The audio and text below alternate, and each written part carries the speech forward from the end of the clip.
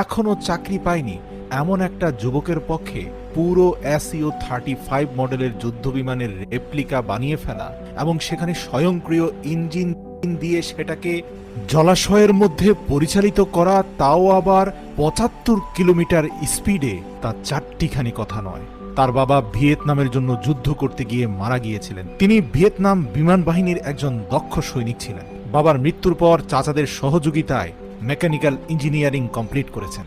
সেই শৈশবকাল থেকেই জীবনের সাথে যুদ্ধ করে এতটুকু পথ এসেছেন। তিনি জানেন কিভাবে জীবনের সাথে যুদ্ধ করে সফলতাকে ছিনিয়ে আনতে হয়। আর তাই তো মাত্র ২৫ বছর বয়সেই তৈরি করে ফেললেন ভিয়েতনামের আন্তর্জাতিক পুরস্কার প্রাপ্ত SU-35 মডেলের যুদ্ধবিমানের রেপ্লিকা। চলুন না আমাদের ভেতরে বসবাস করা অলসতা সৃষ্টিকারী সেই পশুটাকে ধ্বংস করে দিয়ে আত্মবিশ্বাসে বলীয়ান হয়ে ভিয়েতনামী যুবক থানের চোখে নিজের সফলতার স্বপ্ন